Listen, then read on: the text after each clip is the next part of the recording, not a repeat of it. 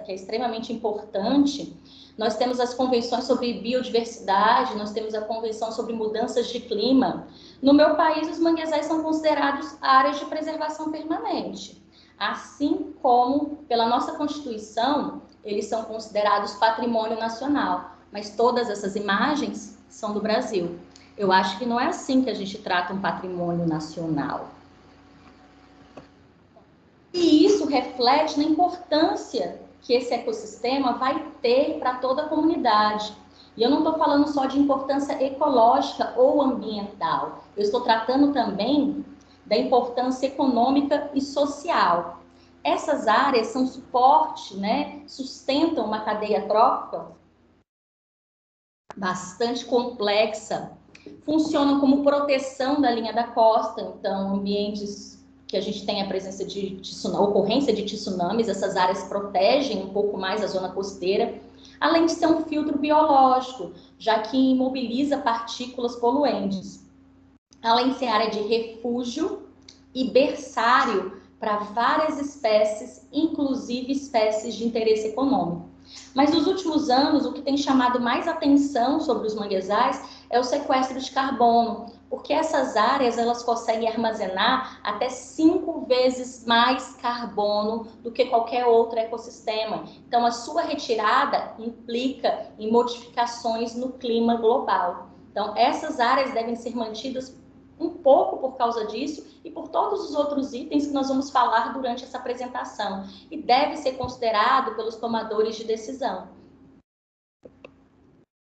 Como eu falei, eu vou falar um pouquinho sobre a vegetação, prometo não me alargar muito sobre isso, para a gente falar um pouco mais sobre os animais. Mas existem basicamente 3 tipos de vegetação que ocorrem nas áreas de manguezal. A vegetação verdadeira, que a gente chama de mangue, é aquela que tem uma série de adaptações para viver nesse tipo de ambiente. Depois nós temos as facultativas, que podem ocorrer, e as associadas, que toleram essa variação. Ou seja, nem tudo que está no manguezal é de fato mangue. Eu posso ter associado aí orquídeas, bromélias, cactáceas, além de ter uma quantidade absurda de espécies de macroalgas associadas, assim como no solo de atomáceas, que também são bastante comuns. Mas a vegetação verdadeira vai ter essa adaptação às condições que são totalmente diferenciadas nesse ambiente. A primeira são as raízes. As raízes que vocês podem ver na imagem são raízes aéreas, raízes de sustentação. Basicamente porque nós estamos num solo mole e com pouquíssimo oxigênio.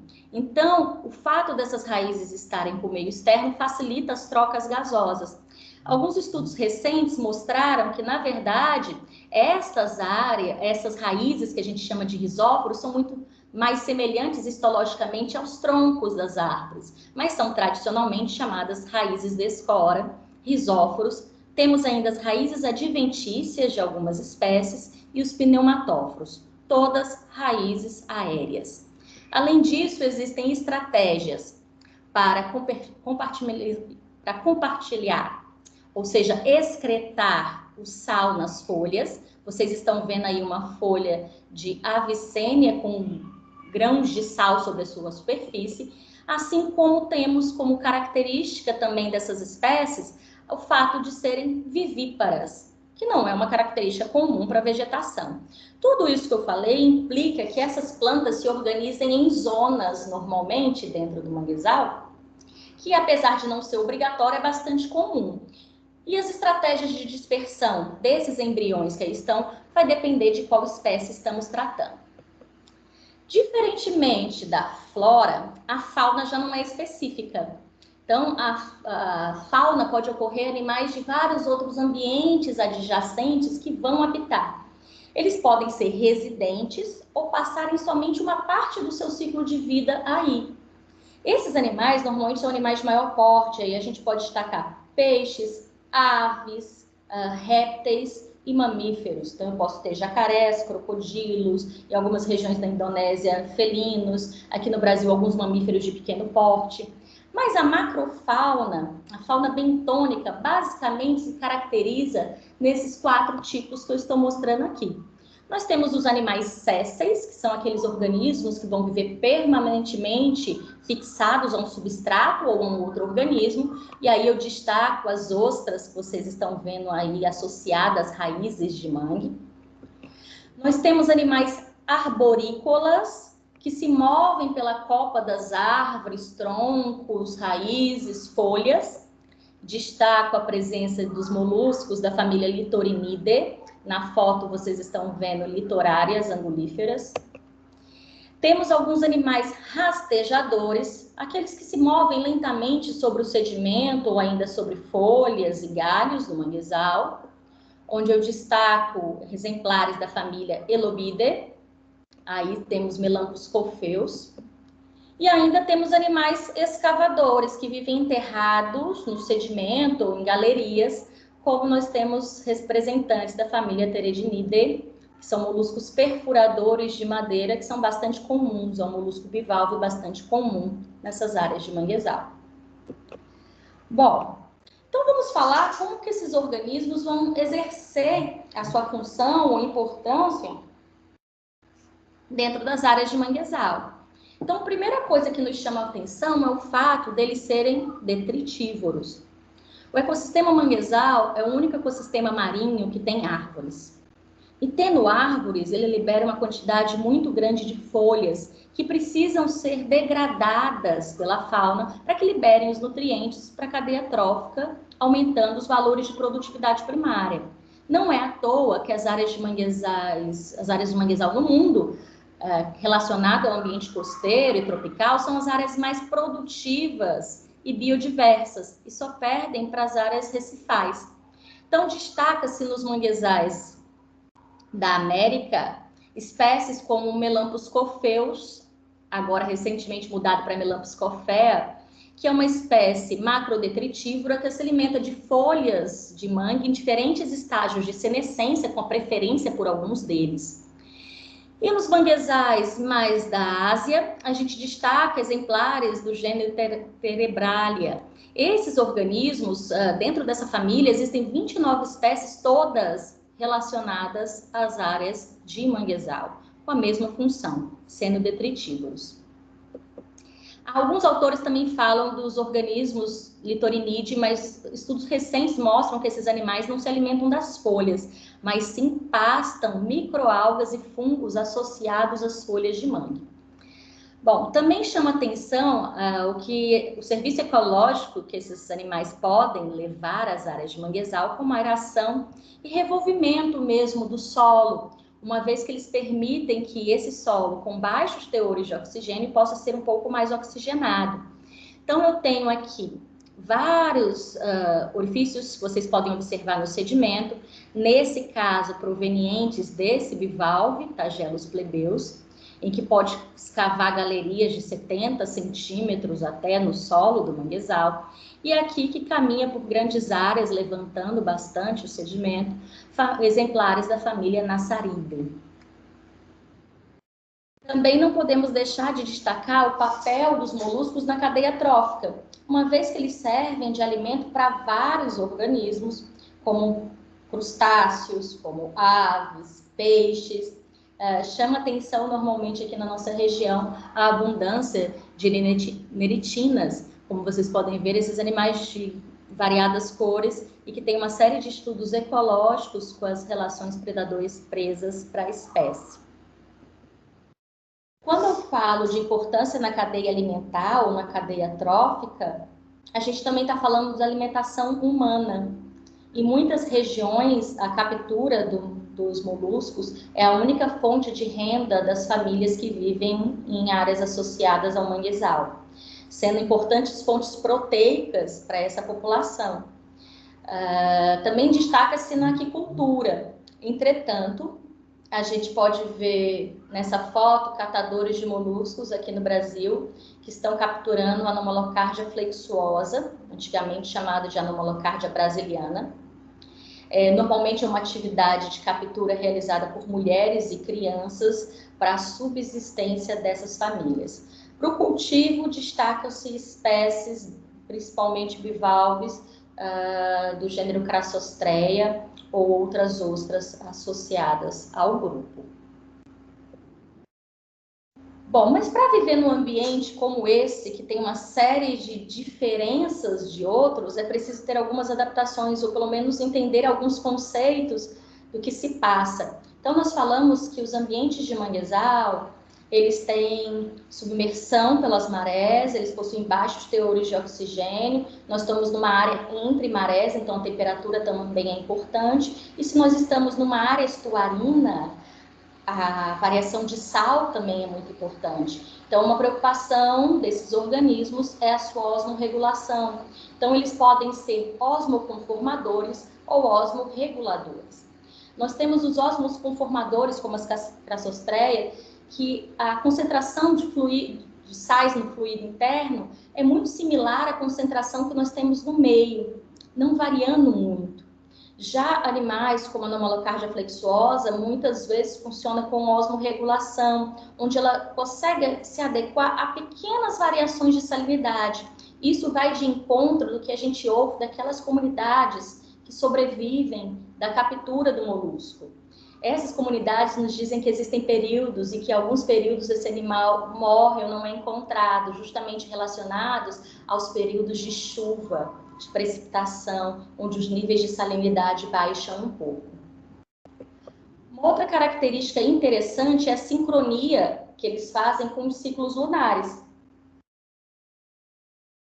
Na foto nós estamos vendo mais uma vez Melampus scoffea. O Melampus, ele é uma espécie pulmonada. Então, o que acontece? Ele sobe na árvore durante as marés altas, para evitar a submersão, né, já que não conseguia respirar, e desce ao substrato para se alimentar das folhas, já que ele é um importante detritívoro. Então, ele faz esse processo de migração vertical diária com a maré. Sobe e desce, dependendo do regime de marés. E mais que isso, ele sincroniza os seus ciclos reprodutivos, assim como outras espécies que vivem nesse tipo de ambiente, né, especialmente da família Loidae, sincronizam com as marés de cisígia, aquelas marés onde a gente tem de lua cheia, lua nova, onde a gente tem maior intensidade. Então, normalmente, eles se agrupam para cópula, para reprodução durante uma maré de cisígia e liberação dos ovos. Vocês estão vendo nessa imagem massas gelatinosas de ovos que são postas nas raízes de mangue. Na próxima maré de cisígia, sempre nas marés de cisígia, na próxima maré de cisígia ocorre a liberação da larva Veliger no plâncton, e na maré de cisígia seguinte, ele assenta. Então, ele faz a sincronia completa da sua reprodução com os ciclos lunares. E muito comum também, não sei se vocês vão conseguir ver, é a subida, é a escalada desses animais nas árvores. Então, vocês estão vendo aí um Melampus subindo nesse processo que eu acabei de contar para vocês, né? Por causa da maré, da subida da maré, ele sobe na árvore. Como vocês estão vendo aqui, uma litorária angulífera. A família Litorinide é muito comum em ambientes entre marés, né? E nas áreas do hemisfério sul, a gente tem o gênero Litorária.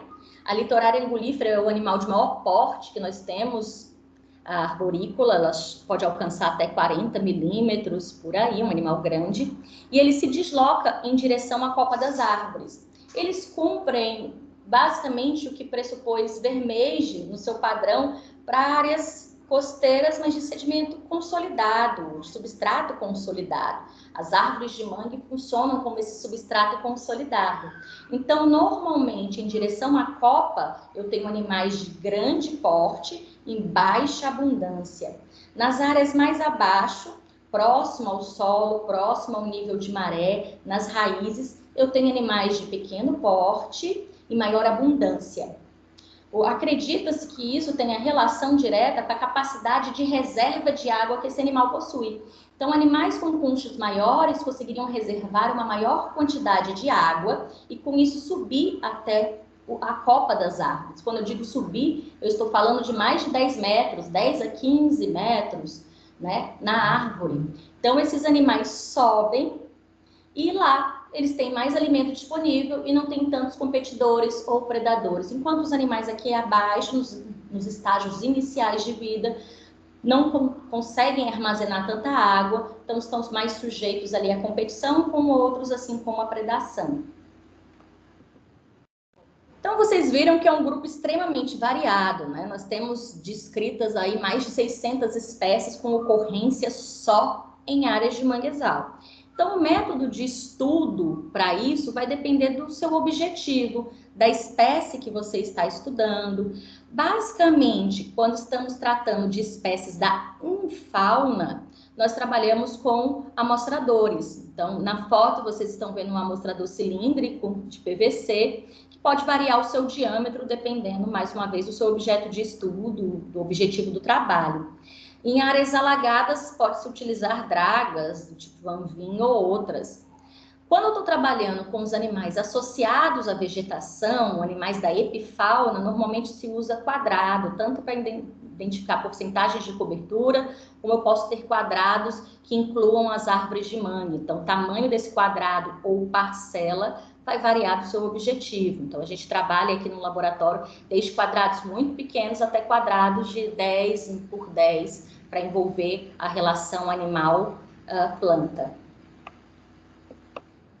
Isso, vou falar agora, prometo não me estender muito, um pouco dos trabalhos e dos dados que a gente tem produzido no nosso laboratório, no Laboratório de Ecologia de Manguezais, aqui no Ceará, onde a gente trabalha com esses moluscos e tenta fazer uma relação com as espécies vegetais, com os impactos que o ecossistema manguezal sofre e propor estratégias para a conservação dessas áreas que são tão importantes. Nesse trabalho, como nós já sabíamos que o Melampus ele tem uma relação forte com a vegetação, tanto para evitar o afundamento como para a sua alimentação, nós relacionamos a sua densidade com a densidade de árvores em vários bosques ao longo da costa cearense, cobrindo inclusive todo o nosso litoral. E a gente observa que eles possuem uma densidade de árvores com uma densidade de moluscos muito similar, a não ser que eu tenha um outro tipo ou uma outra coisa acontecendo, um impacto ambiental. Aqui nessa área, por exemplo, a gente tem uma grande deposição de resíduos. Então, eu aumento as taxas de produtividade nessa área e levando a uma distribuição diferencial da espécie. A gente também pode destacar como essa espécie varia ao longo do ano. Então, ele tem uma relação forte com as variáveis climáticas. Então, essa espécie, quando a gente está falando de períodos extremamente secos, onde a salinidade está muito alta nas áreas de manguezal, nós falamos como essa salinidade muda, né, no manguezal. Então, quando está no período extremamente seco, normalmente predominam na população animais de maior porte, em baixas densidades, que são aqueles que resistem a essas condições. Quando começa a chover, nos períodos de pluviosidade um pouco mais alta, esses animais estão reproduzindo. E aí, quando eles reproduzem, predominam aí na população animais menores numa densidade muito mais alta. O que é interessante a gente relacionar isso com câmbios climáticos, né, com modificações climáticas também. Bom, falando agora de litorária angulífera, como eu disse, a gente conhece que a vegetação do manguezal, ela responde diferentemente a cada tipo de impacto.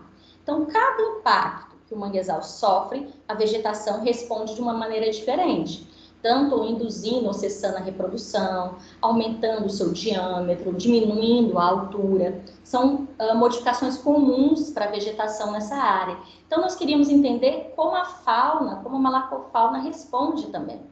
Então, em alguns estudos, a gente conseguiu perceber que a morfometria da concha, ela varia também de acordo com o impacto ambiental observado. Se a gente relacionar somente a altura da concha desse organismo, a gente percebe que numa área com carcinicultura e desmatamento, a gente tem conchas menores e similares.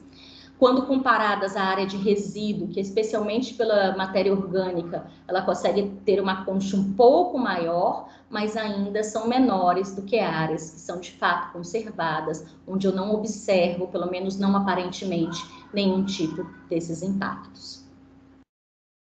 Para falar que a gente não falou nada dos bivalves, os bivalves também respondem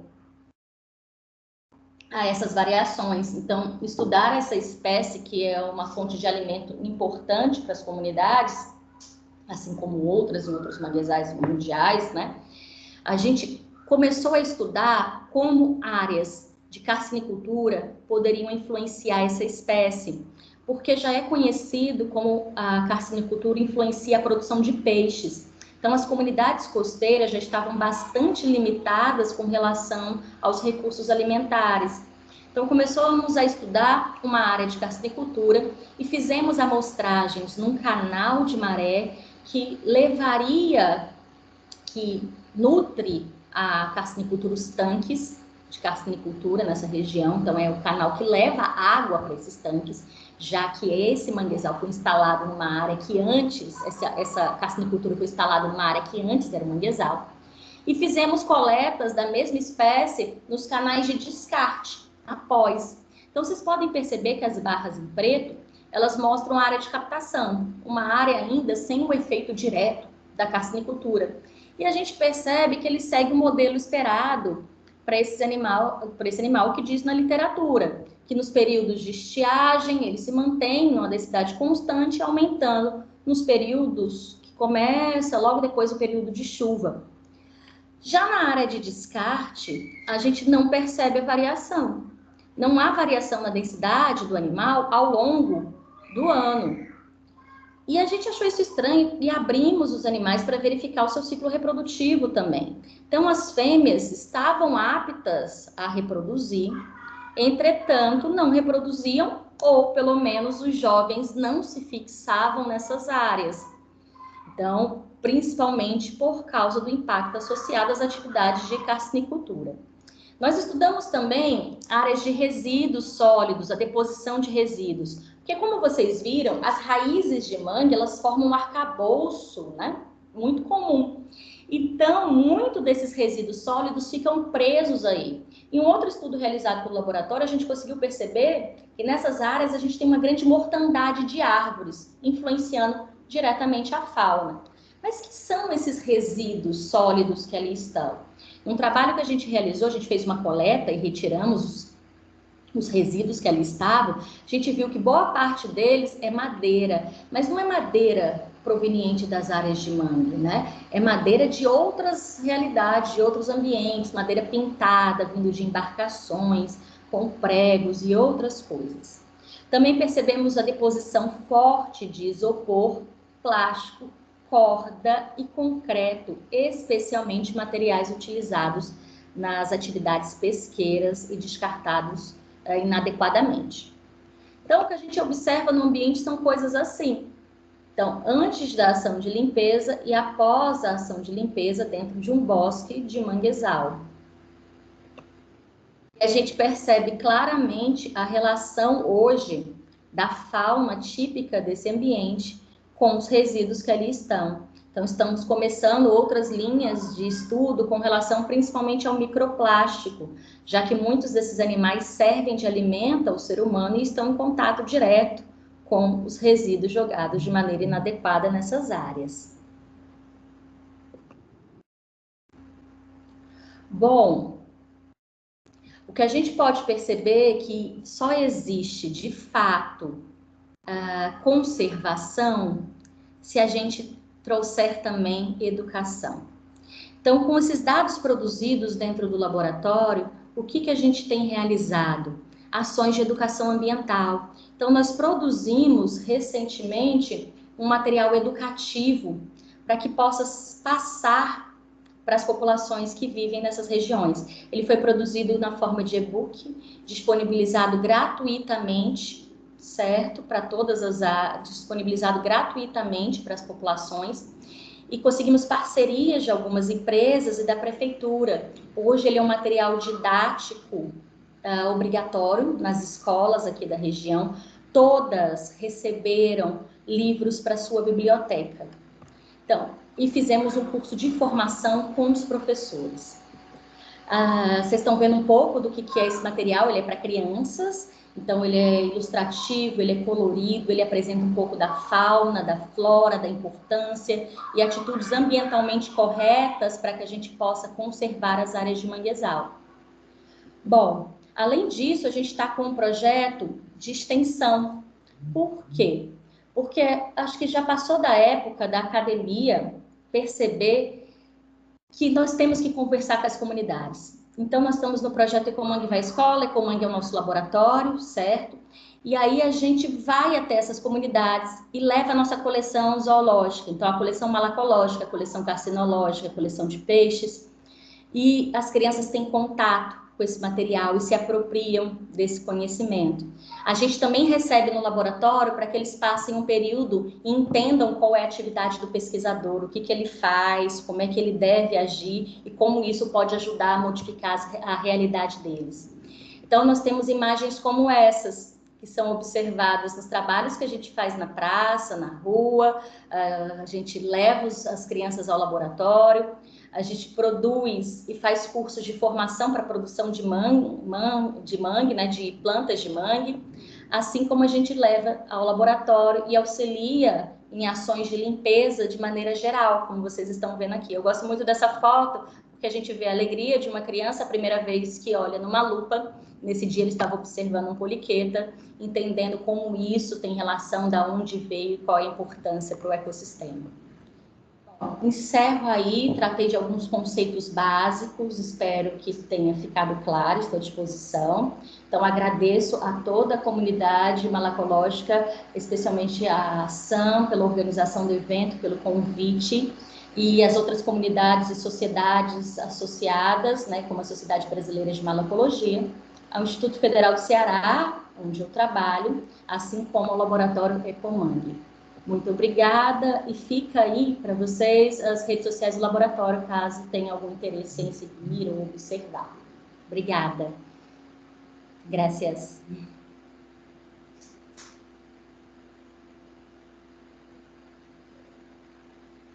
Bueno, gracias. Estuvo perfecta la exposición, se entendió todo, la plataforma, por una de esas cosas raras, anduvo perfecto. Así que te agradecemos muchísimo la charla. Ahora paso con Lucía e Isabela, que han recopilado preguntas que la gente te quiere hacer. Así las vas contestando. Gracias. Bueno, ante todo, muchísimas gracias, Rafaela. Muy interesante toda tu charla. Hay una pregunta de Ana Gabriela Maldonado. No sé si estás presente todavía, si la querés hacer en vivo y en directo la pregunta. Rafa, antes da pergunta, se você quiser, você pode habilitar a sua câmera, descompartilhar e depois você compartilha de novo com o certificado. Acho que é melhor, que aí todo mundo te vê. A gente só vê quando tem um aplicativo. Ah, tá. Vocês conseguem ver agora? Eu tirei a apresentação. Tá melhor. Pronto. Aí depois você volta com a apresentação. Você me avisa, por favor. Aham. Lucy. Bueno, perfecto. Bien, sí, Ana dijo que estaba Ana Gabriela, así que podés hacer activar tu micrófono y hacer la pregunta si querés directamente.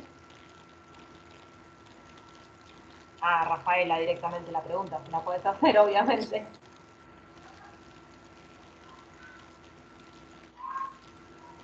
No sé por qué no me deja, listo, no hay problema. La pregunta es, ¿la deforestación del manglar en Brasil es solo de manglar rojo o algún otro, ¿no? Y si hay alguna ley que regule en Brasil este proceso. Travou, não consegui entender, que travou bem no meio, Lucia, não te oí muy bien. Ah, ok, perdón, repito la pregunta. Rojo. A ver si la deforestación del manglar en Brasil es solo de manglar rojo o de algún otro. De todos. Y la otra, de todos, ok. Y la otra pregunta es si hay alguna ley que regule en Brasil este proceso. Bueno, hay de todo. Nosotros tenemos 4 géneros comunes: el manglar rojo, el preto, negro, blanco. Também temos mangue de botão. Então, temos Rhizóphora, Avicênia, Laguncularia e mangue de botão. São 4 gêneros comuns. todos sofrem com o processo de desmatamento, todos eles sofrem com esse processo, não há uma distinção. Apesar da gente ver mais claramente o manguezal vermelho, o manguezal rojo, porque ele está na margem do rio, pelo processo de zonação, ele é o primeiro, ele é mata ciliar, então, ele normalmente a gente consegue ver o impacto mais nele. Então, mas essa espécie, ela é pouco tolerante. Quase sempre a retirada dela implica no processo de sucessão secundária com as outras espécies. Nós temos vários órgãos de fiscalização, de controle ambiental. Como eu disse, é a área de preservação permanente no Brasil. Pela nossa Constituição, é um patrimônio nacional. Mas, mesmo assim, os níveis de desmatamento e os outros impactos associados são extremamente altos. Não tem... A gente briga muito, a gente fala bastante, mas ainda a realidade é o impacto. Não sei se respondi tudo. Bom, agora vou fazer algumas perguntas. Muchas gracias, dice Ana Gabriela, así que está claro. Está claro? Está claro, así que bueno, gracias. Graças a ti. Rafa, primeiramente, parabéns. Assim, eu, como educadora, como professora, fiquei muito feliz e contemplou muito bem, né? Eu compartilhei com alguns alunos de graduação também, e eu acredito que tenha sido muito bom, né? E tem algumas perguntas, eu também tenho outras, mas eu vou primeiro priorizar o chat da professora Roberta. Não sei se ela quer abrir o microfone, se ela quer habilitar e perguntar. O que você prefere, Roberta? Deixa eu só ver se ela responde. Ah, tá aí. Claro. Tudo jóia. Parabéns, Rafaela. Muito interessante. Eu sou apaixonada pelos mangues, sempre fui desde pequena, fui criada em Recife, então lá tive contato desde sempre, comendo muito gaiamu. É, inclusive, proibido de comercializar por causa da sobrepesca. Ah, sei. Então, a minha curiosidade vem nesse aspecto. Qual é a relação desses moluscos com os crustáceos desse ambiente? E outra coisa que eu achei que os moluscos Litorinide. Eles são muito grandes e muito parecidos com a catina, meu Deus! É muito semelhante. E aí, uma curiosidade me veio. Primeiro, se a população local costuma comer esses caramujos também, porque os outros eu até já vi em alguns lugares as pessoas comendo, né? Mas esse maior eu nunca vi. E aí também isso me chamou a atenção, talvez não, ou sim, né? Será que eles podem ser hospedeiros intermediários de angiostrôngilos? Pelo seguinte, que é a minha pergunta, porque como eles ficam mais no alto, né? E talvez a menos salinidade, adaptação do parasito ao ambiente também, tudo é possível, né? Então, eu gostaria de saber se você tem algum conhecimento sobre isso também. Muito obrigada. Obrigada. Vamos lá. Bom, tem uma série de estudos ecológicos com relação molusco-crustáceo, especialmente para as espécies de neritina, pela coloração. Então, tem alguns crustáceos que vão ter uma predação diferenciada, com fenótipos de conchas diferentes, já é conhecido na literatura. Tem muitos trabalhos realizados sobre isso no manguezal na Colômbia, aqui no Brasil a gente tem alguns. Tem relação também com litorínideos, mas nem tanto, justamente pelo tamanho do animal que você está falando, né? Então, é um animal de grande porte, essa espécie. A família Litorinide, ela é muito abundante em tudo quanto é lugar do mundo e ambientes entre marés. Aqui no Hemisfério Sul, a gente tem basicamente o gênero Litorária nessas áreas. Existem outras espécies, mas o gênero Litorária nós temos duas espécies. A Litorária angulífera, que é exclusiva das áreas de mangue, que é essa que eu mostrei para vocês, que é grande. E temos a Litorária flava, que ela ocorre basicamente em áreas estuarinas associada a uma vegetação herbácea. Essa está mais no solo. Eu acredito que a alta salinidade e o hábito da espécie talvez não permita a ocorrência de parasita de Ongestrongilo, mas é possível que outros parasitas possam ocorrer. A gente já abriu alguns animais, a gente acha algumas coisas associadas a eles, né? Nunca encontramos angistroma, mas também nunca foi, de fato, o objetivo do meu trabalho. A gente trabalha com relação ecológica, então faz alguma coisa com parasitologia, mas relacionada a isso. Mas ele chega a 40 milímetros, que eu falei, mas ele está num ambiente totalmente diferente da caatina, bem diferente, né? Um ambiente muito salgado. Aqui no Ceará a gente só consegue encontrar também a caatina, em quantidade que já temos, né? Já temos a caatina por aqui. A gente vê na época de chuva, porque o nosso clima é muito quente, né? Então, como é muito quente, a gente praticamente não vê com facilidade moluscos terrestres, porque a gente tem muitos moluscos de água doce e estuarinos marinhos. Mas a gente já viu parasitas, sim, nesses animais. A gente vê alguns tipos de ácaro, a gente vê alguns temnocéfala, já vi. Algumas coisinhas assim, isópoda, que nem sempre é parasita, mas está ali nas brânquias. Mas nunca testei, de fato, para angiostróngilo. Quem sabe a gente pense aí... Se você encontrar alguma coisa suspeita, alguma larva, manda para a gente, porque o angiostróngilos, ele não parasita apenas moluscos terrestres, não. A gente já viu em aquáticos também, mas mais de água doce. Mas como o mar é um pouco de transição, né? Então, às vezes, pode ser... Talvez em ambientes menos salinos, mais ao sudeste do Brasil, mais fácil. Os nossos manguezais são muito salinos no Ceará, no Nordeste inteiro, talvez mais próxima à Amazônia, que a gente tem salinidade mais baixa. A nossa salinidade aqui realmente é muito alta. Em alguns períodos curtos ela baixa um pouquinho, mas eu vou procurar. Obrigada. Parabéns, viu? Obrigada. Espero que vocês tenham entendido, né, gente? Falando em português. Tá ótimo, Roberta. Fica tranquila. Obrigada. Olha só, tem uma pergunta, na verdade 2 do Flávio, mas ele tinha habilitado a câmera. Eu acho que ele vai querer falar, né, Flávio? Você pode habilitar a sua câmera para fazer a pergunta? Deixa eu ver se ele aparece aí. Sim. Primeiro quero parabenizar a Rafaela pelo trabalho muito bonito, um trabalho que se estende à população, ao povo que precisa desse recurso, né? que precisa muito dos recursos que os manguezais, que são muito abundantes no Brasil, disponibilizam. E a minha pergunta tem a ver justamente com essa população, Rafaela. Eu queria saber, a gente sabe, quem trabalha com mangue e moluscos, a gente sabe que os pteridinídeos são conhecidos como engenheiros de ecossistemas, porque eles degradam a madeira, né? E eles são talvez um dos poucos organismos no ambiente marinho que tem essa particularidade de degradar a madeira, e por isso são muito importantes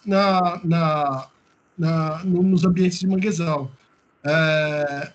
Eu queria saber, Rafaela, se a população, em geral, conhece esse papel dos pteridinídeos, ou simplesmente eles consomem os pteridinídeos. A gente sabe que no Brasil as pessoas comem os pteridinídeos, mas eles sabem do papel dos pteridinídeos, dessa importância deles.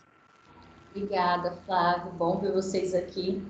Eu vou juntar, e eu acabei esquecendo da pergunta da Roberta, que ela perguntou também sobre alimentação, né? Então, sobre esses gastrópodes, a população não costuma comer, o que ela perguntou anteriormente. Eles comem mais bivalve, não é comum o consumo de gastrópodes, mas há relatos de populações indígenas que ainda vivem de recursos de manguezal, que comem, sim, melampos nessa área.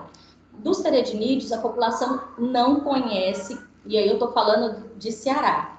Isso não é realidade, por exemplo, dos manguezais paraenses, onde as populações até cultivam, né? Botam a madeira dentro da água para que se cultive e fique vários teredos ou turu para que eles possam se alimentar. No Ceará é pouco comum, raramente as pessoas comem e desconhecem. Inclusive, nessas exposições públicas que a gente faz da nossa coleção, é um dos animais que mais chama atenção. As pessoas não entendem aquilo como molusco não consegue entender de onde ele vem, acham que é uma minhoca, que é um verme ou qualquer coisa assim, e é o que desperta mais curiosidade na maioria das crianças. Ok, Rafael, obrigado. Era isso que eu queria saber, realmente. Obrigado. Rafa, eu tenho uma pergunta em relação à preferência, né? Você falou que vocês estão percebendo essa questão dos moluscos estarem associados aos resíduos sólidos que estão parando no manguezal.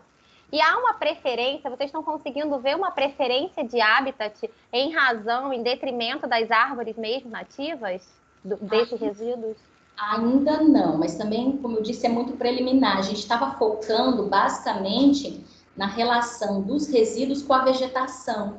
E a gente está elucidando esse processo, como é que a vegetação, especialmente quando a gente tem um teor muito grande de plástico, que recobre a raiz, está levando as taxas altas de mortalidade da planta.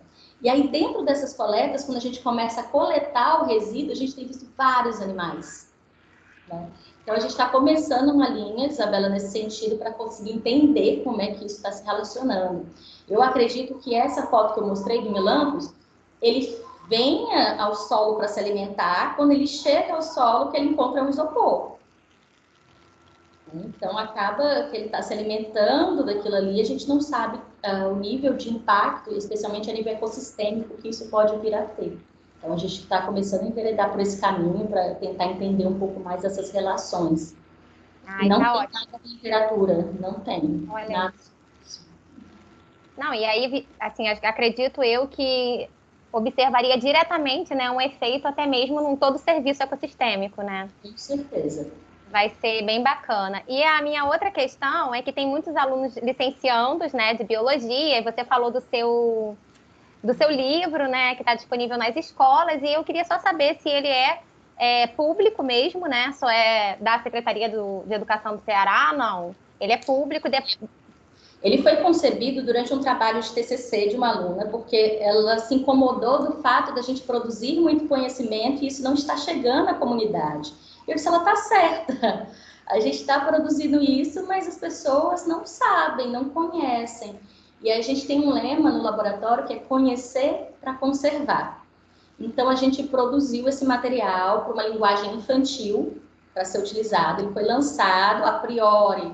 A gente lançou só como e-book, justamente por não ter recurso para imprimir esse material. E ele está na página do IFCE Campus Acaraú. Então, se você colocar Educamangue, IFCE Acaraú, você vai achar o material para baixar. Ele é focado para a nossa região, mas a flora, a fauna é comum ao litoral inteiro, né? A gente só utilizou algumas coisas da região aqui que tem culturalmente uma relação com o mangue, apesar de não se apropriar disso, né? Desde o nome da cidade, que tem a ver com aves que ocupam as áreas de manguezal. Então, a gente usou isso também para chamar a atenção das crianças. E aí, ano passado, a gente conseguiu uma parceria com uma empresa que tinha que dar uma compensação ambiental. E a Secretaria de Meio Ambiente do município nos procurou se a gente não teria interesse de imprimir o material. Então, nós imprimimos uma tiragem boa e todas as escolas receberam. Todas as escolas receberam exemplares para a biblioteca. Todas as escolas públicas receberam para a sua biblioteca, né? Então, tá tudo lá. E a gente deu um curso de formação aos professores para que eles pudessem utilizar o material. Então, a gente fez o curso. E aí eles estão, a gente sempre vê, eles marcam a gente nas redes sociais, estão fazendo, agora que a pandemia ficou mais difícil, mas eles estavam fazendo uma série de atividades ligadas a isso. Tem, agora, em julho, foi a Semana Mundial de Comemoração, o Dia do Manguezal. Aqui no Ceará nós temos uma semana inteira, como lei, para falar sobre o manguezal. E a gente recebeu uma proposta, que nós estamos vendo se vai ser efetivado ou não, de aumentar a área que o livro está chegando, não só a região de Acaraú, mas que a gente leve para o estado inteiro. Então, estamos vendo se vai dar certo, se isso chega mais adiante. Mas eu acho fundamental, e principalmente quando a gente vai às escolas e leva o material, leva a nossa coleção, a gente, claro, a gente tem uma coleção mais científica e tem a coleção didática, que é essa que vai para as escolas, né, para o pessoal mexer. É incrível como eles têm um contato imediato e que muda a percepção. Eu, particularmente, tenho gostado bastante desse tipo de trabalho atualmente. A importância da divulgação científica, né? É isso, né?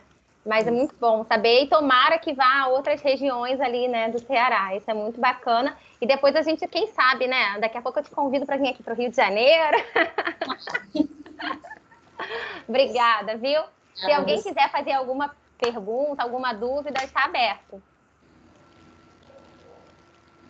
O Tarasconi está olhando ali tão feliz, olha. No sé, ¿alguien más que tenga alguna otra pregunta Oi. para hacer? Tá ouvindo? Sim, sim, sim.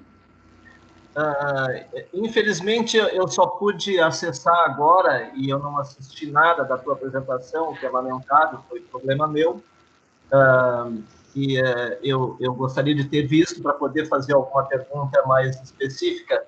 Eu imagino, claro, que tu deves ter falado de ostras. Uma pergunta, assim, você fez esse trabalho dos manguezais se referindo apenas ao Ceará, ao Nordeste ou a todo o país? E o que você achou de ostras, em geral, ostreide, em geral, nos manguezais? Essa é a pergunta, viu, Tarasconi? A gente tem uma abundância enorme de ostras que são consumidas pela população.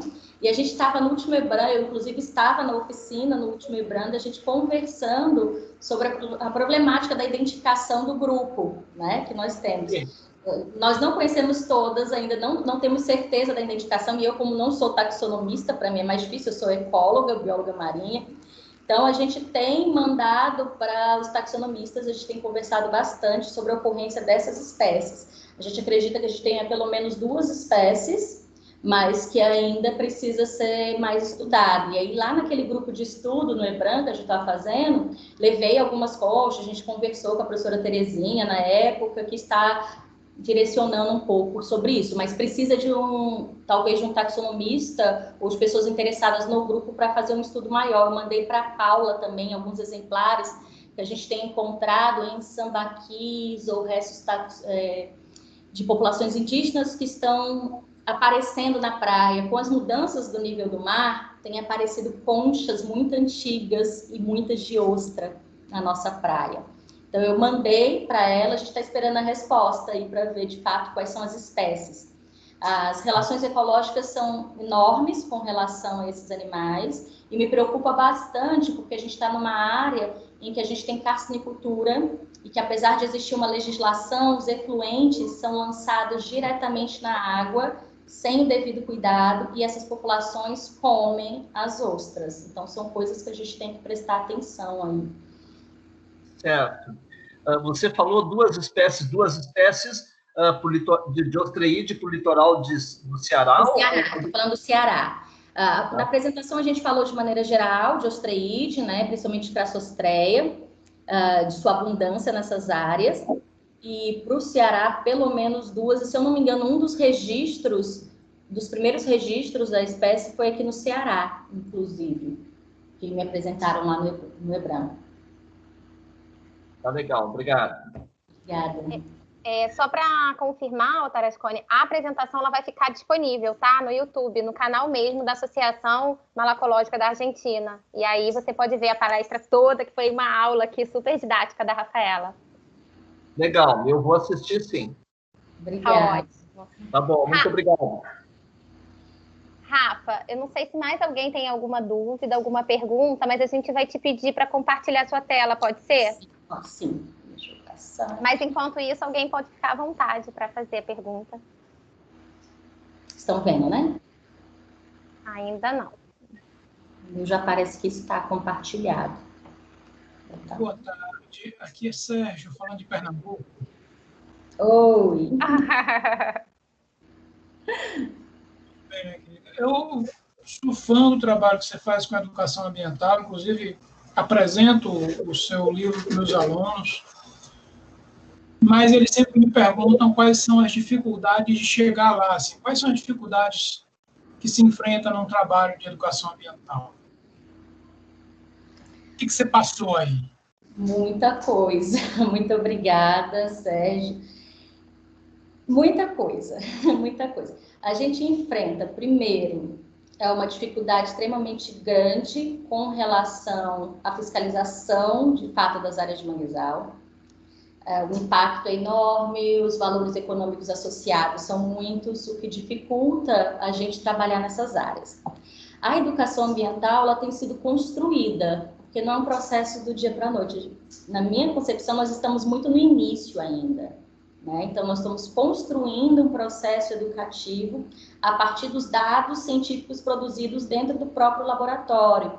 A ideia não é nem usar a literatura de maneira geral, mas dados produzidos por nós mesmos para deixar uma sensação ainda maior de pertencimento àquela causa. Quando as pessoas veem fotos de animais muito similares ao que ela vê próximo à casa dela, então isso cria uma relação um pouco maior. A gente não tem recurso para trabalhar com educação ambiental, muitas vezes ela é renegada dentro da, até muitas vezes institucionalmente ou por colegas que não a consideram tão importante frente a outros tipos de trabalho que a gente possa vir a fazer. Mas dentro do nosso laboratório é uma linha que não cessa. Então a gente tem várias linhas, a gente trabalha com a flora, a gente trabalha com a fauna, sempre que é fauna eu tento direcionar para molusco, mas tem pessoas que trabalham com outro tipo de fauna, e o foco e uma linha sempre constante de educação ambiental. Você tem uma noção nesse período agora da pandemia que a gente não conseguia fazer exposições ou não consegue receber as pessoas no laboratório? O que a gente está fazendo? Nós temos basicamente fazendo palestras online. Então, os alunos de graduação, eles se envolvem com as realidades das escolas e fazem palestras sobre educação ambiental por essa ferramenta, já que a gente consegue estar em várias escolas. E um dos projetos a gente conseguiu tornar efetivo, na minha opinião, o que diz a nossa legislação com relação à educação ambiental. Porque a educação ambiental no Brasil, muitas vezes, ela está renegada aos professores de ciências ou às datas comemorativas. E a legislação diz que ela é transversal, ela deve estar em todos os momentos, da educação formal ou não formal. Então, nós fizemos um projeto, até a aluna defendeu agora a especialização, em que a gente conseguiu inserir o conteúdo em todas as disciplinas do ensino fundamental. Então, o professor de matemática, ele, eu não podia trabalhar com isso, mas a gente fez um curso de formação com ele, eu apresentei dados de desmatamento. Então, todas as expressões que ele fazia em sala, ele utilizava dados de desmatamento.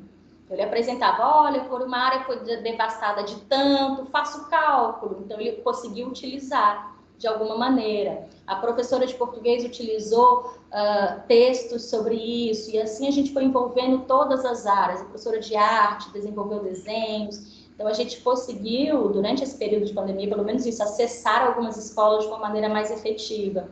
Mas isso não é fácil, porque, de maneira geral, as escolas também têm muita dificuldade, muito conteúdo e muita coisa para ver e nem sempre recebem muito bem. Mas é um trabalho de formiguinha. Aos pouquinhos, né, a gente vai mudando. Obrigada. Espero ter respondido. Isabela, você vê, agora, para mim, parece que está compartilhada. Não está. Aqui que eu vou tirar e vou tentar abrir de novo, para ver se aparece, certo? Certo. Fala, Tarascona, ele está com a mãozinha levantada, pode falar. Seu microfone está desligado. De nada, Isabela? Agora sim, agora sim. Tarascone, a gente não está te ouvindo, se o seu microfone está desligado. Ahí está.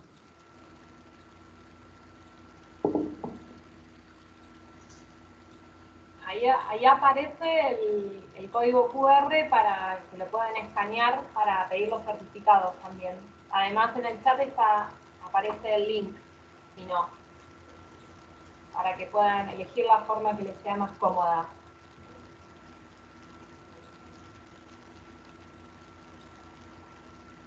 Eu não sei se o Tarascone ele quer falar, qualquer coisa você pode escrever aqui no chat, que ele continua com a mãozinha levantada, mas a gente não escuta. Sim.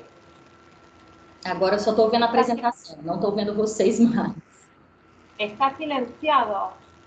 Está silenciado, sim. Sim. Será que a gente pode habilitar o microfone? Lo podemos habilitar nosotros o Nico? Agora sim, acho que agora está habilitado. Ah, ok. Não. Está habilitado, mas não sai o som. Será que não está no volume mais baixo? Não sei. Ele falou agora há pouco, né? Pois é, estava super bem.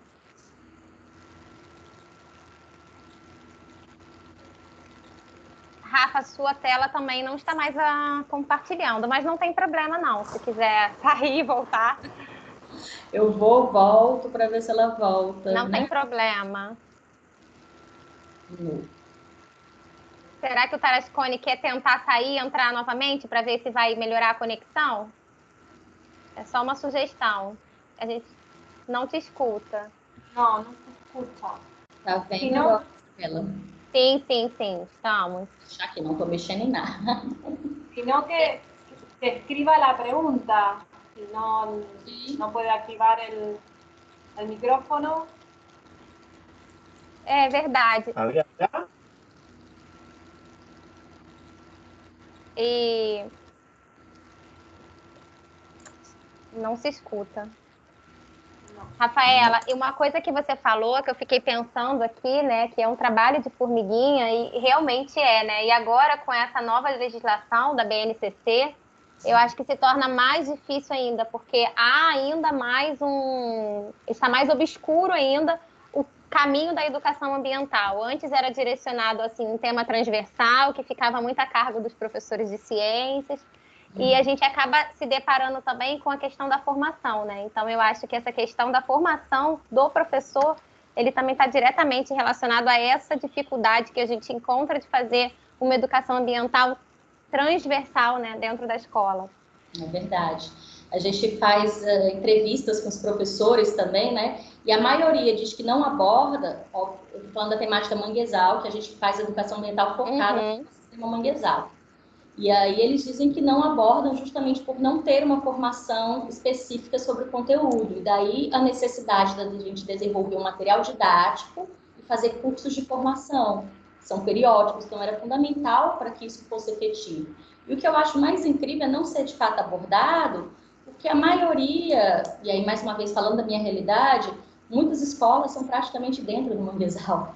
As crianças vivem daquilo, veem aquilo ali, então, e elas não reconhecem a importância. E aí, falando aqui mais uma vez para o Brasil, se você abrir um livro de ciências, vocês vão ver muito mais imagens da Amazônia, obviamente não que não seja importante, mas não existe uma regionalidade, nosso país é extremamente grande e muito diferente. Então, os alunos recebem muito mais informações sobre o que está bem longe da Amazônia do que está no quintal, né? Exatamente. Olha, o Tarascone, ele colocou aqui a pergunta pelo chat. Ele gostaria de saber a participação das prefeituras e de ONGs na preservação do ambiente no Ceará, especialmente em relação aos manguezais. Se há essa parceria, essa participação? A gente tem uma parceria agora mais forte. Foi criada a Rede Nacional de Manguezais, onde participam tanto instituições como a minha, instituições de ensino, pesquisa e extensão, como participam ONGs e comunidades de maneira geral. E a gente tem conseguido melhorar o acesso aos tomadores de decisão. Em cidades menores ainda é muito difícil, porque se confunde política com conservação ambiental, e que não deve ser confundido, isso é outra coisa. Né? Não estamos aqui para direcionar o político A ou B, a gente está em prol ao meio ambiente. Então, isso que tem que ficar na frente, né? Em cidades menores isso é bem complicado ainda, né? Mas a gente vai trabalhando aos poucos. Então, quando a gente tem gestores que estão interessados no conteúdo, isso nos ajuda bastante, como foi o caso agora, que eles entraram em contato com a gente, porque a gente vinha fazendo esse trabalho por conta própria e eles entraram em contato para ajudar a divulgação do material.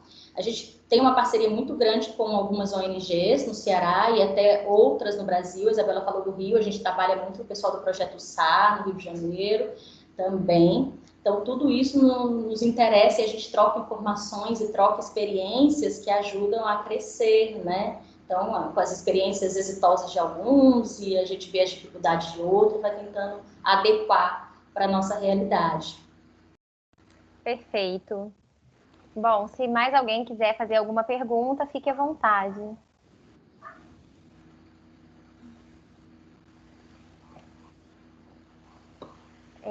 Cláudio. Uma pessoa levantou aqui também. O Sérgio levantou aí a mãozinha. Pode falar, Sérgio. Rafa, eu não sei se vocês têm feito aí, vocês têm coletas sistemáticas de teredo, desse material, porque teredo é um bicho que todo mundo diz que é a mesma coisa, ou quase a mesma coisa no Nordeste inteiro. Eu tenho cá minhas dúvidas com relação a isso. Você tem um material legal que a gente possa ver, discutir, compartilhar, porque aqui a gente tem... Todo mundo diz assim, não, é tudo igual, né? Nordeste inteiro, teredo, tudo igual. Não sei, eu tenho algumas discordâncias, eu não creio que seja tudo igual. Eu também acho que não, Sérgio. A gente já até conversou sobre a possibilidade de a gente fazer um projeto maior para envolver a costa nordestina, até o pessoal do norte, com relação aos teredos. Uma aluna que eu orientei, trabalhou com a professora Cristina Rocha, fez o levantamento das espécies que nós encontramos aqui, e se eu não me engano, ela encontrou pelo menos 5 espécies diferentes. Eles fizeram microscopia eletrônica para essas espécies, para confirmar a identificação, e tinha coisa que realmente não tinha aqui para a área ainda. Então, a gente acha que um esforço amostral ainda maior, numa área um pouco mais ampla, a gente deve encontrar mais coisas, e a gente precisa de taxonomistas que queiram trabalhar com isso, de fato, porque são poucos que trabalham com o grupo que a gente possa estudar. Quase todo mundo que a gente consultou na época, eu já fiz algum trabalho, mas um trabalho especialmente com esse grupo, a gente não encontrou especialistas focados na família. A gente manda material. O Maurício, ele também fez uma pergunta, não sei se ele quer abrir o microfone. Maurício? Prefere que eu faça a pergunta? Ou se quiser abrir a câmera, o microfone, fique à vontade. Tá, o microfone tá ruim, então vamos lá. Gostaria de saber se a Rafaela, né, está realizando coleta nos manguezais mais próximos às regiões portuárias, devido ao risco das invasões biológicas, né? Um exemplo mesmo é o Mytilopsis o Sale, já presente, né, tanto no Pernambuco quanto na Paraíba. As áreas próximas a nós somos portos muito pequenos. A gente tem feito algumas coletas, mas ainda não detectamos a presença aqui. Mas o grupo, se eu não me engano, da professora Cristina Rocha, que trabalha em portos maiores, que são focalizados em Fortaleza mesmo, tem feito um monitoramento constante para bioinvasão nessas áreas. Aqui são embarcações, como eu não trabalho em Fortaleza, né, a gente acaba trabalhando em áreas de portos menores. As embarcações são normalmente artesanais, de pesca da lagosta, então são embarcações de pequeno porte, não tem um trânsito tão alto internacional, né? Mas em regiões portuárias, em Fortaleza, que nós temos, e próximo à região metropolitana, que são os maiores portos do estado, sim, eles fazem esse monitoramento da bioinvasão. Ótimo. Mais alguém?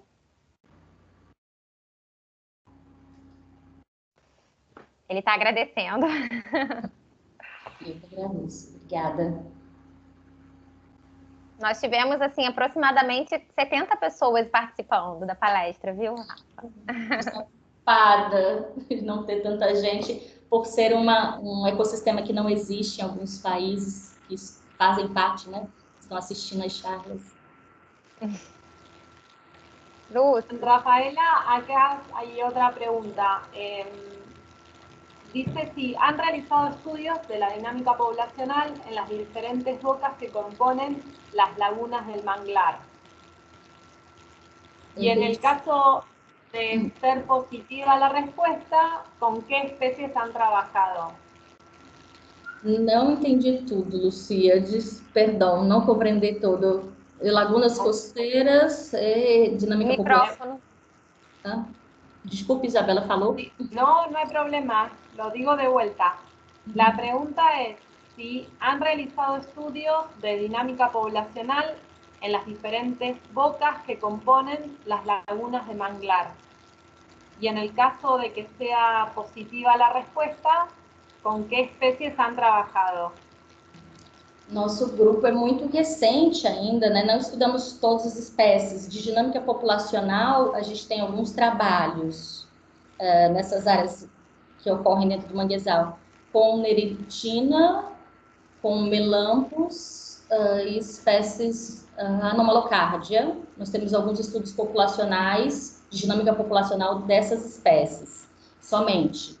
Mas outros grupos aqui no Ceará e no Brasil trabalham, sim, com várias espécies que ocorrem em manguezal, talvez não somente essas espécies, mas ainda carecem de mais estudos, especialmente o Nordeste do Brasil, que ainda é bastante raro os estudos, nós estamos começando, engatinhando nessa área. Bien, muchas gracias, Rafaela. A ver si Ana Gabriela está respondida a tu pregunta o te quedó alguna otra duda. Que no podía activar el micrófono.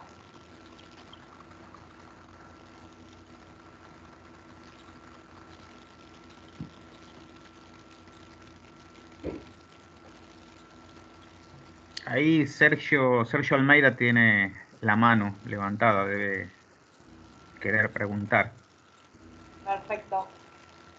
Sí, No, fue engano, fue engano. Ah.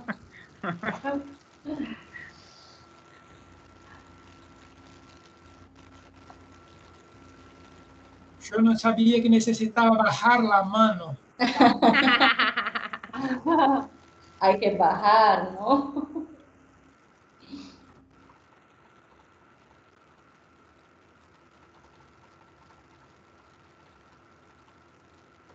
Bom, acho que não temos mais nenhuma pergunta.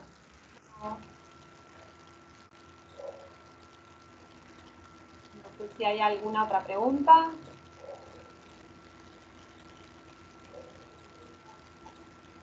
Então, acho que eu passo a palavra para o Cláudio. Bueno, si no hay más preguntas, podemos ir dando por cerrado la charla. La charla, sí. Te vuelvo a agradecer, en nombre de todos los que estamos organizando el ciclo de charlas, que hayas participado, Rafaela, que haya sido todo tan claro, que haya sido interesante, porque fíjate que la cantidad de preguntas que te han hecho, eso habla de que la gente se interesó por lo que estabas diciendo y sirvió. Sí, ¿qué querías decir algo, Lucía? ¿Escuché por ahí? No, también en cuanto, bueno, muchísimas gracias por la participación y también por la cantidad de la audiencia que tuvo la charla, digamos. Me parece que no es un dato menor, así que, bueno, gracias por tu buena onda también, tu buena predisposición. Muchas gracias. Muchas gracias. Bueno, te felicitamos. No te podemos aplaudir porque va a ser un ruido infernal, pero hacé de cuenta que recibís aplausos virtuales de todos los que estamos. Muito obrigada, Rafaela. Foi muito bom mesmo e foi muito didático. Eu fiquei muito feliz, muito contente que a gente acaba se vendo mais em congresso, naquela fala, né, mais acadêmica, e foi uma fala assim muito aberta à comunidade. Parabéns, viu? Obrigada, estou muito feliz. A intenção era essa, se eu atingir, eu fico muito feliz. Com certeza.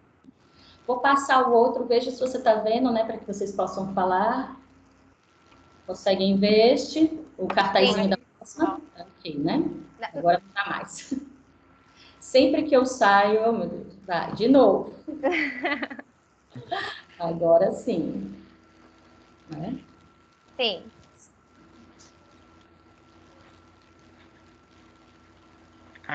Claro, la próxima charla. Me estaba olvidando que teníamos que anticipar la próxima charla que viene. Esto es un ciclo, Claudio. Cierto, sí, esto es un ciclo y sigue. Bueno, el viernes próximo a la misma hora, para todos los que estén interesados, hasta ahora tuvimos la primera charla de Jesús, moluscos en general. Habló de todo. Rafaela, moluscos de manglar. Y ahora nos vamos a meter el viernes próximo en moluscos de agua dulce, caracoles y almejas de ríos y lagunas. Para los que estén interesados, esta va a ser en español, pero bueno, están todos invitados.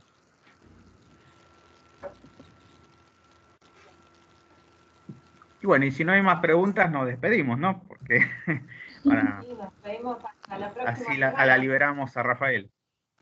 Gracias de nuevo por haber estado todo. Muchas gracias, estoy muy contenta.